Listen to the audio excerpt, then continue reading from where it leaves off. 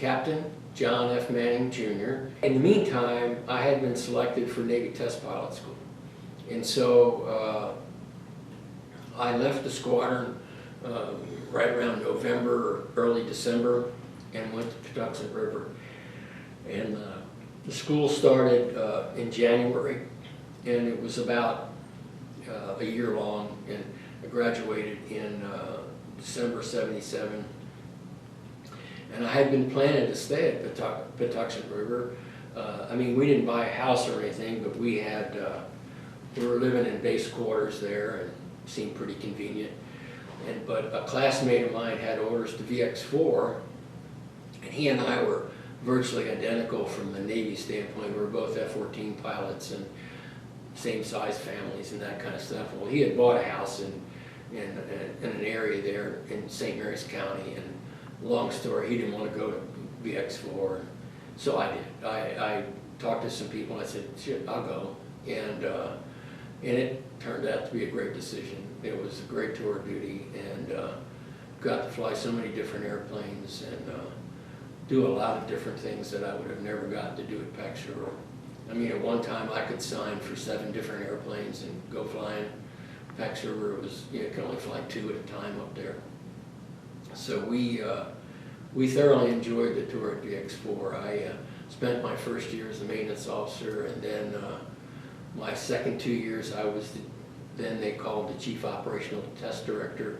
So I was the Chief Project Officer. So all the various projects worked for me, and probably the thing besides flying the different airplanes, I enjoyed most in that I got to fly 4 different kinds of Soviet airplanes during that tour, and most of that's unclassified these days. You know, it was all up in the north of Vegas in the desert. They used to call it Dreamland, but it's up in Area 51. Well, at the time, well, they were all different. The first one I flew was a MiG-17, and it's you know, late Korean War airplane. I mean, the MiG-15s were flying in Korea. MiG-17s came, I think, at the end of that. And it was a very crude airplane. I mean, you had a crank that you had to crank down that actually fed the fuel and to start the airplane. And I mean, and it was very sensitive. Like, you had to be careful on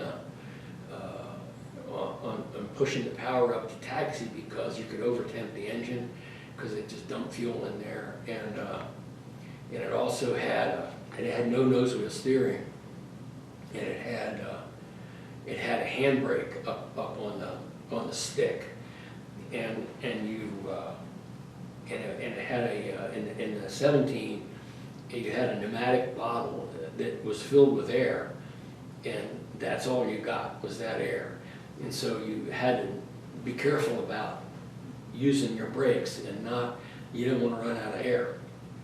And the way you taxied on the thing, it had a cast-ring nose wheel, and it was very light on the nose, but you taxied, and you pushed the rudder pedal in. It was not a pedal, it was a bar, and you tapped the handbrake, and then that would port the air to the inside wheel, and you make a turn that way if you're going to the right. So it took a while to get settled in taxiing that on the ground, the MiG-17. In fact, before you flew it, they did a high-speed taxi test down the runway. And I remember the very first time I did, I never quite got it straight the whole time. You know, there was always a little PIO in it.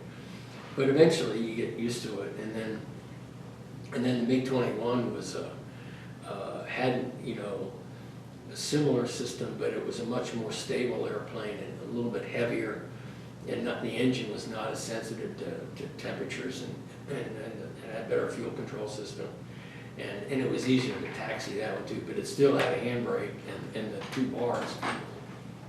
And then finally I flew the Flogger, and I got, I think, 2 rides in that, and it had balloon tires, and it was able to operate from unprepared fields. And again, it was a little heavier, easier to taxi and maneuver. And And then finally I got one flight at MiG-27, which was an air-to-ground version of the flogger. And we had a little practice bombing hop, and it was much more stable and whatever. The 23 had a variable sweep wing, which was manually operated, and it could go very fast, straight and level, but it didn't turn very well. And but it was very fast, and it could run down any U.S. Navy airplane.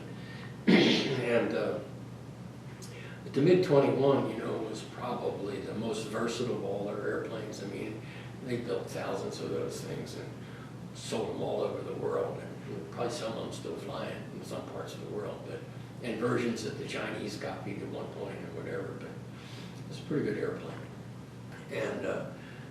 And during that time was also when the Air Force set up a separate training program that operated out of Tonopah, and I helped. They took a guy out of the X4 and whatever, and we helped set that up a little bit. But most of the time I did my flying in Area 51 and did not go up to Tonopah. Tonopah was run by, back by then it was called Tactical Air Forces, and they set that up. And I mean, the first skipper of that outfit, I know Gail Peck has given presentations at the Smithsonian on that venture. But I had a good time doing that, and flying those airplanes was a real education, and enjoyed it a lot. And then my time at VX4 was probably one of the best tours in the Navy. Had I not screened for command, you know, I would have considered it the best I'd done. I'd have probably gotten out of the Navy after that tour. I don't think I had 20. I think I had about 20, but not quite. I might have gotten 20, but I'd have done something else. And but I screened for command and ended up going to VF-32 back at Oceana.